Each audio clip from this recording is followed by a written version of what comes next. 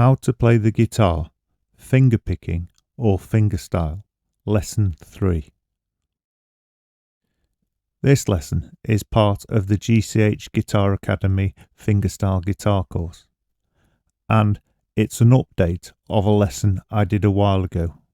However, some of the links and references have changed. However, because this is an update of an older lesson, the entire Book 1 of the Fingerstyle guitar course is finished and uploaded to YouTube. So I'll put a link to that complete playlist down below in the description.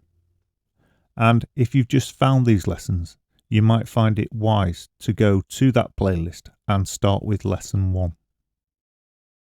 And you can get the accompanying PDF ebook with all the lessons and all the tabbing completely free at www.ebooksforguitar.com. Right, let's get on with the lesson. And in this lesson, you'll be learning the tune Autumn Rain by Sad Fantasy. And the chances are you haven't heard this tune before, because it was especially composed for this guitar course. So before we learn how to play it, here's what the tune sounds like.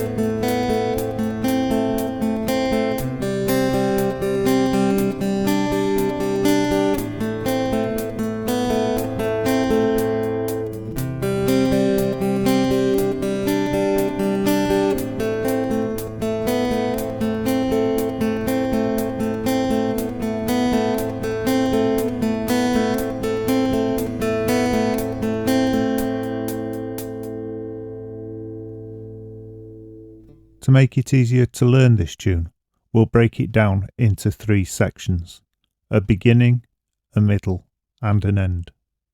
However, once you've learnt the beginning, you've also learnt the end, because they're so similar.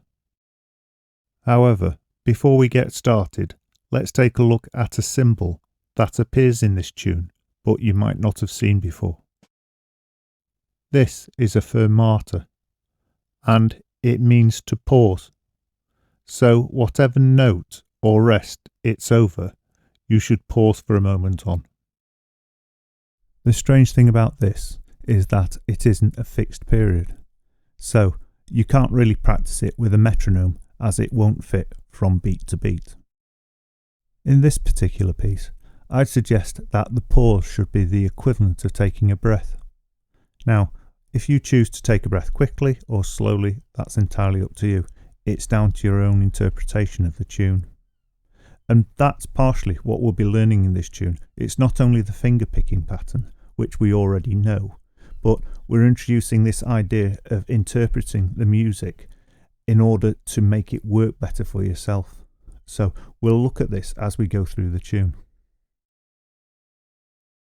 Right, let's learn to play the first section of Autumn Rain. In this section there's 4 chords, or really you could even interpret it as 2 chords where we just add and remove fingers in order to enhance the chords. Before attempting to fingerpick these chords, let's just strum them. First, strum a C major, then add the 4th finger to the 3rd fret of the B string, and this creates the C add 9. Notice it isn't necessary to remove the 1st finger. You can if you want, but I actually think this will slow you down, because the next chord you want to go to is an A minor, and if you play the A minor to the C, you'll notice the 1st finger doesn't move, so I'd actually recommend keeping it in place. So let's see that again. C major, then we add the 4th finger to create a C add 9. Now we can go on to the next stage by taking off the 4th finger and moving the 3rd finger across to create an A minor, and then by removing the 1st finger we have the final chord, which is A minor add 9. So that's all 4 chords. Let's see that again a little more quickly. C major, C add 9, A minor, A minor add 9. That's the first 4 chords. If you need to, pause the video here and practice them for a few minutes until you're more confident with them. Here's the first 4 chords being played again, but this time with a metronome beat. And we'll play through the 4 chords twice, firstly with 1 chord every 2 bars, and then we'll play them twice again, but this time with 1 chord per bar, and there'll be a 2-bar introduction, so you can try and play along with it if you want.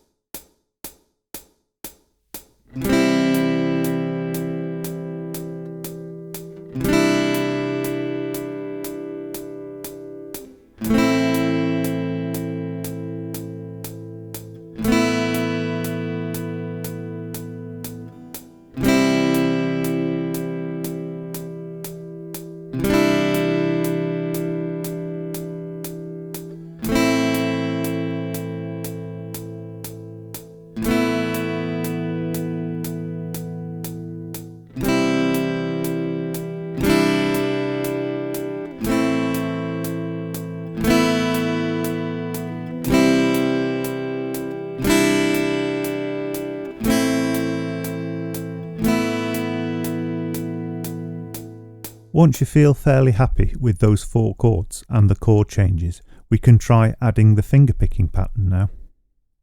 This theoretically should be fairly easy, as it's exactly the same fingerpicking pattern we used in lesson 2. That is primary, index, middle, index. And we're using the same strings as well. So A, G, B, G. And for the first 4 chords, we stick with this fingerpicking pattern. So let's hear that being played slowly with a 2-bar introduction.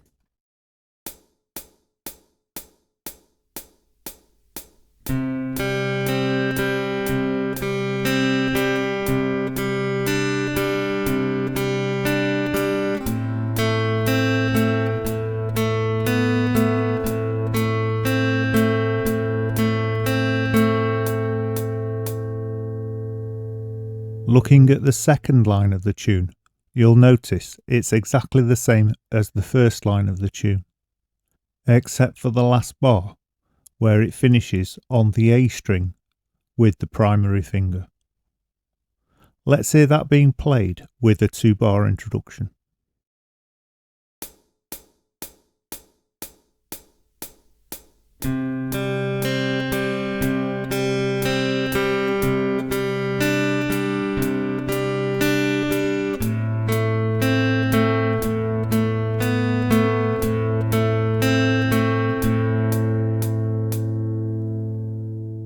You could pause the video again here and practice those 2 lines until you're happy with them. Here they are being played anyway, slowly with a 2-bar introduction, so you can either try and play along if you think you're ready, or just listen to them.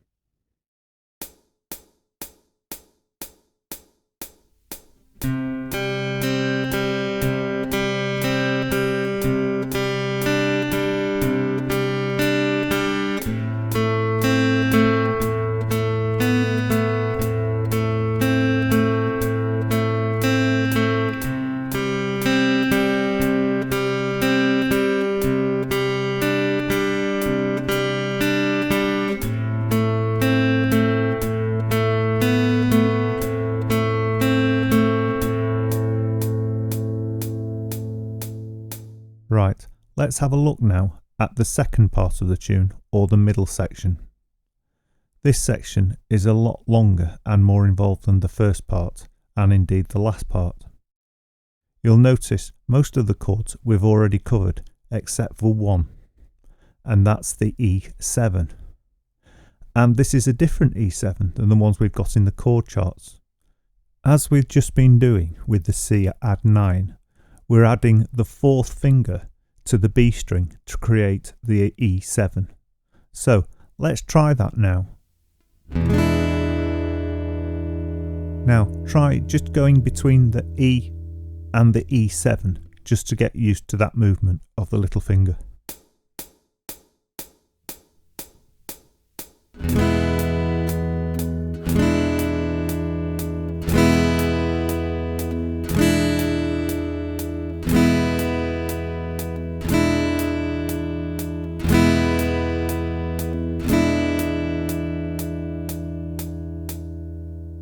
Right, let's have a look at the first line of the second section, going between the E major and the A minor. Straight away you'll notice that the chord shape is very similar, it's just on different strings. So if you can maintain that shape just moving it up and down the strings. This increases your speed. But beware of the finger picking. You'll notice the E major, we used the bottom E string as the bass note played with the primary, and with the A minor we play the A string with the primary. So as we change between these 2 chords, the primary finger must go between the bottom E string and the A string and back again. Here that is being played with a 2-bar introduction, so you can try and play along if you think you're ready.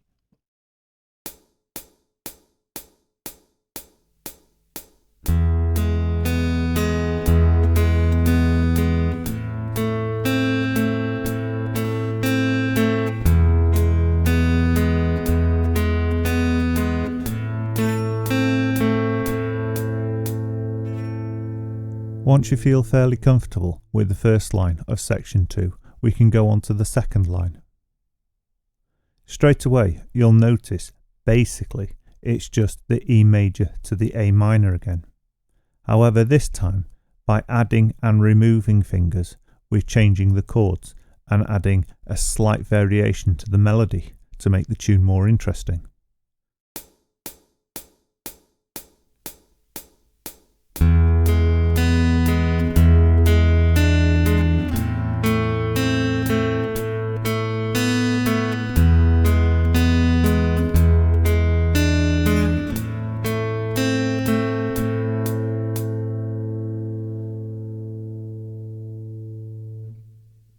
Most of the changes in this line we've done in previous exercises. We've already done the E major to the E7th change, and we've done the A minor to the A minor add 9 change. However, we've never done the change between the E7 and the A minor, or the A minor add 9 to the E major. The easiest way to learn this line then is actually to deal with it all in one go and try to learn the line. So let's hear it played nice and slowly so you can see and hear how it's done. And then try it yourself and slowly build up the speed and the fluency until you're happy with it.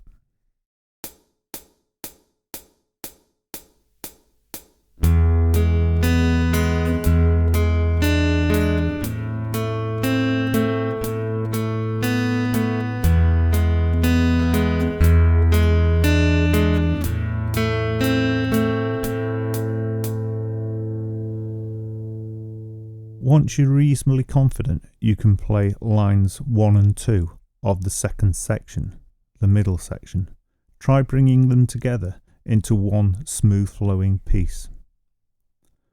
Obviously you need to start nice and slowly, but then as you can speed up. But remember, the most important thing is the flow, and in order to get this you have to concentrate on trying to build the speed of the chord changes and the fluency of the chord changes.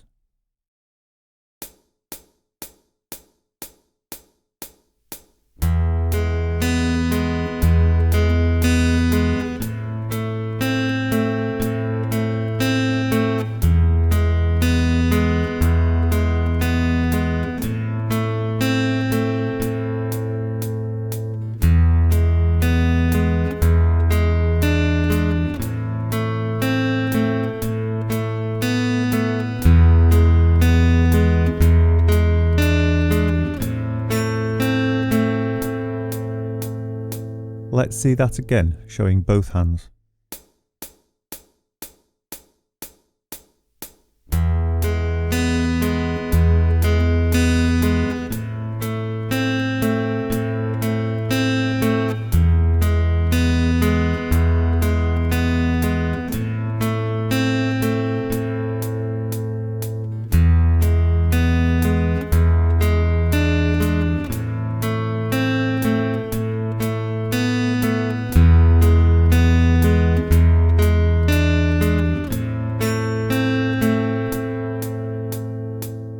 Okay, let's look at the last two lines of the second section, the middle section.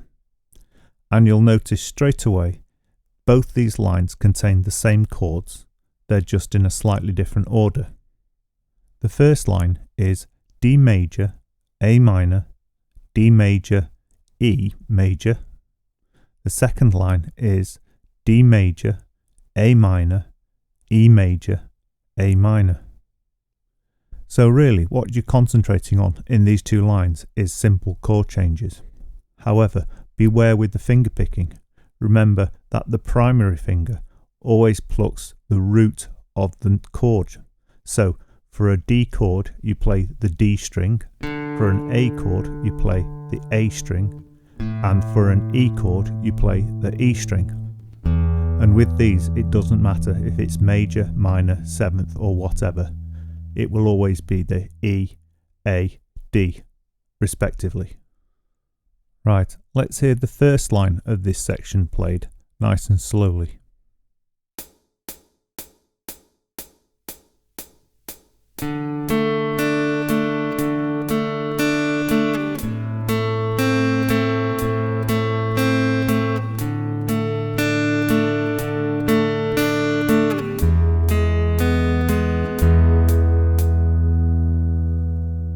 You want to practice this until you feel reasonably happy with it, and then we'll try the second line of this section. So let's hear that played nice and slowly.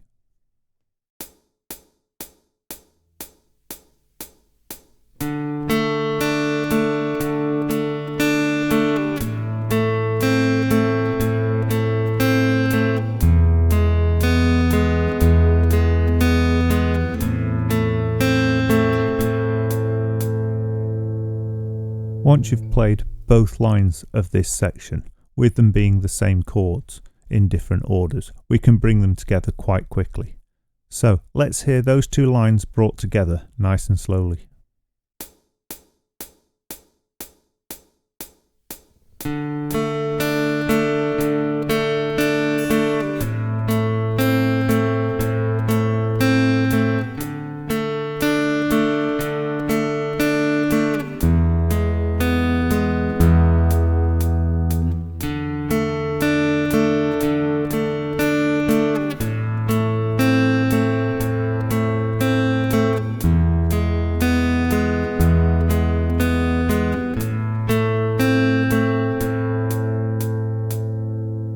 Let's see that again, showing both hands.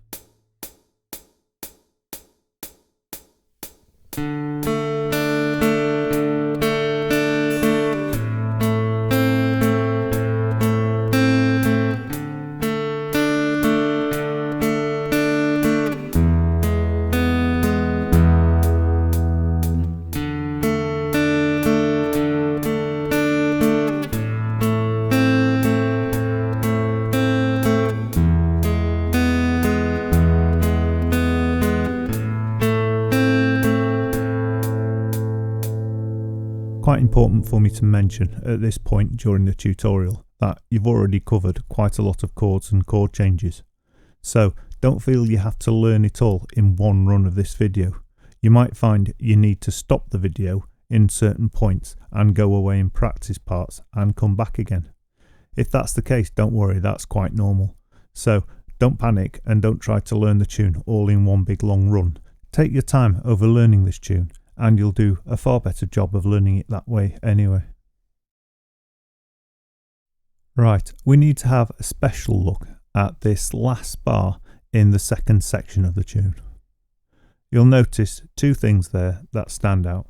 One is this new symbol, the pause symbol, that I briefly mentioned at the beginning of the video, and the second is the double lines and the double dot at the end of the stave. Firstly, let's have a look at the fermata symbol, and this symbol literally means pause. I always say, especially in a tune like this, the easiest way to gauge the sort of length of pause you should be taking is just to take a breath.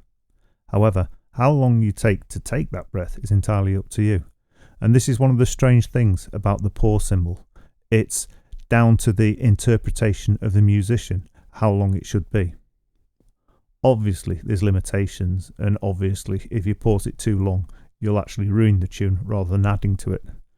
So, here's an example of how I treat this, going from here back to the beginning. So I'm going to play the last line of this section and then the first line of the beginning.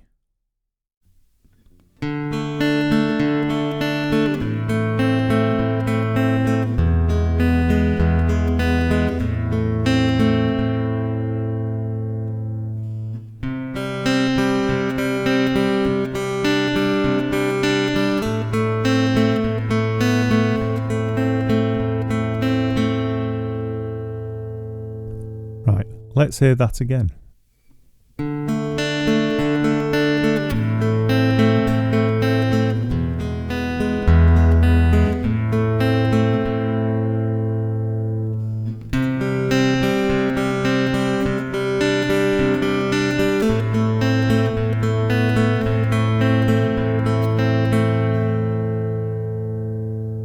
I'm sure you will have worked out by now that it's not really possible to use a metronome where you're doing things like pausing. Obviously, you'd have to try and pause the metronome, and this would be quite impractical. So this kind of tune doesn't really work with a metronome. Where I've used a metronome in this video, it's just to help you guys try and play over me, and I find it helps you to learn the tune. However, when you've got the whole tune from start to finish, you want to try playing it without a metronome. We'll look into this in more detail once we've gone through the entire tune. The other symbol in this bar is a repeat symbol. You'll see it there at the end with a double line and a double dot. You treat a repeat very much like you treat brackets, where there's always a second repeat somewhere. So if you look back to the very beginning of the piece, you can see there's a repeat mark facing the other way. What this means is you repeat everything between these two marks. So basically, when you are playing this tune, you play from the beginning down to this point, pause, and then go back to the beginning and play the entire thing again. However, the second time, you'd pass straight through the repeat symbol and play the last bit of the tune. They can be a little confusing, repeat marks, when you first use them. So if you look down below in the description, I've put a link to a previous video I've done on how to understand repeats. And that tutorial goes into a lot more detail about repeats. Right, let's have a look at the very last section of the tune. And looking at this, straight away you can see it's actually quite easy, because all you're actually playing is the first section of the tune 1.5 times and then just repeating a chord change between the A minor and the A minor add 9 over and over again. Let's hear this last section played.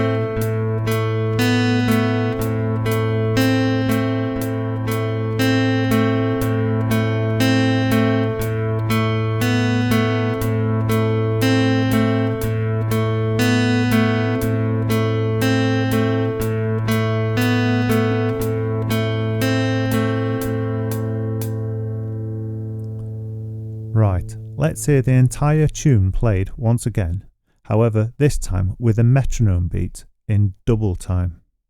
This is more accurate as the tune is based in quavers.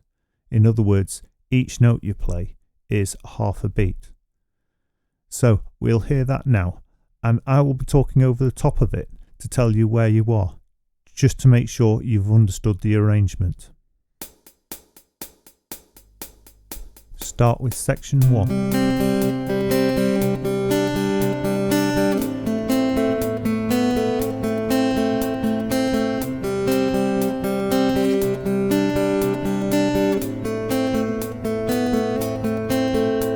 Section 2.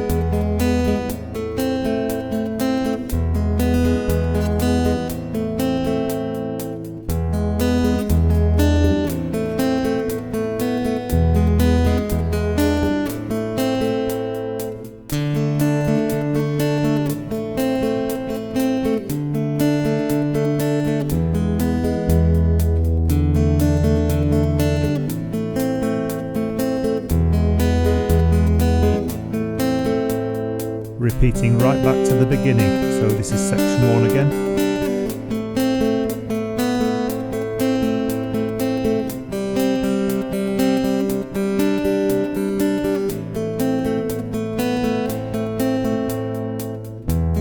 And this is obviously section 2 again.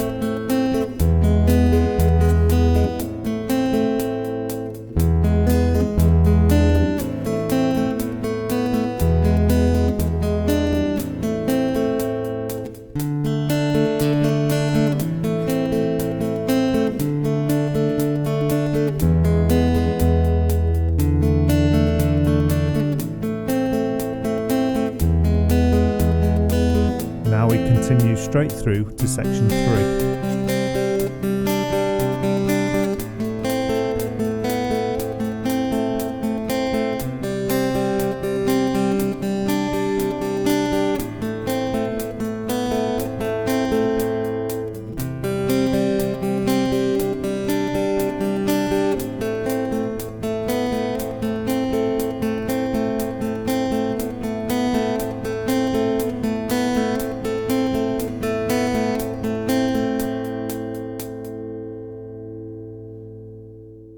Right, let's hear that again, but this time without me saying anything.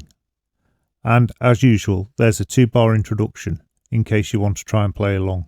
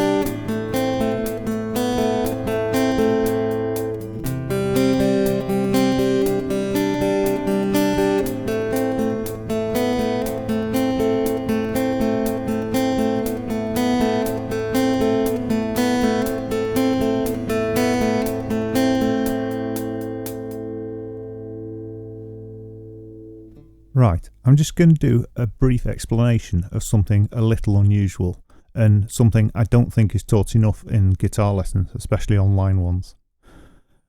When playing a tune like this, which is free time or open time, where you can change the speed and pause and use your own interpretation, I think there's a lot of scoping there to improve the way you sound.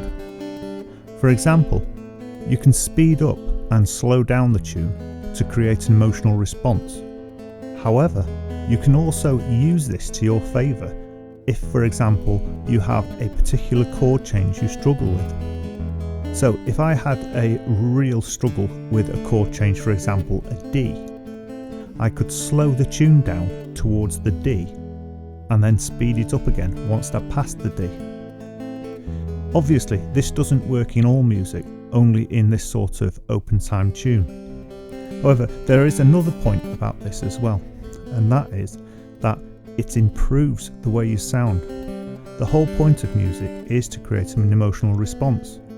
And because of this, when you're playing a musical instrument, it's just as important that you have the ability to act as well as play the instrument, because you have to create the feeling with the instrument. If you look around on YouTube, or if you go into a guitar shop and listen to people coming and trying guitars, it's amazing how many times you'll hear people play a tune, but if you actually listen to it, there's just something wrong and something missing. And 9 out of 10 times, this is what it is. It's easy to learn to play something technically. It's far more difficult to learn to play it and express it as a piece of music. And this is really important if you want to be a good guitarist. And also, if you want to stand out as a guitarist.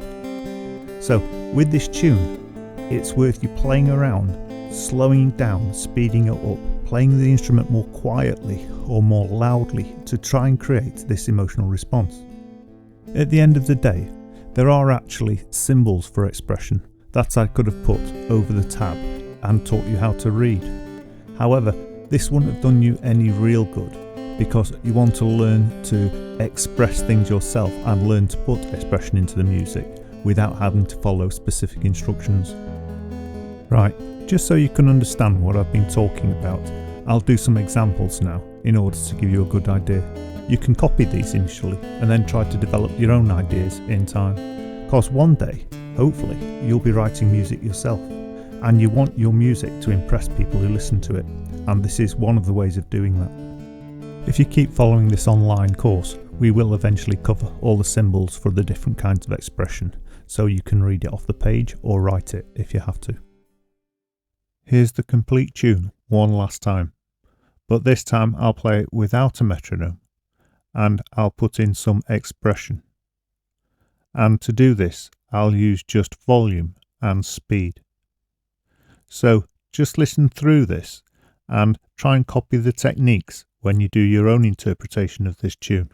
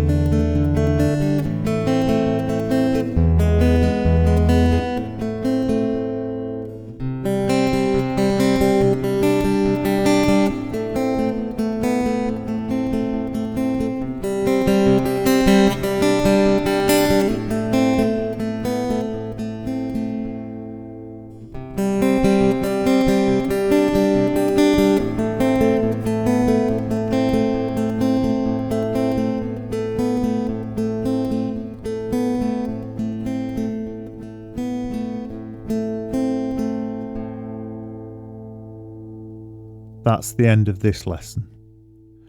And if you enjoyed the lesson, or if you'd like to support the channel, please like, subscribe and hit the bell icon. And that way you'll be notified when I upload new lessons. And you'll also help the channel to survive. And if you'd like a copy of the PDF ebook for the whole of Book 1 of the Fingerstyle guitar course, you can find it at www.ebooks4guitar.com. And there you'll also find a lot more free guitar lessons. Thank you very much for watching, and hopefully you'll be back soon for more guitar lessons.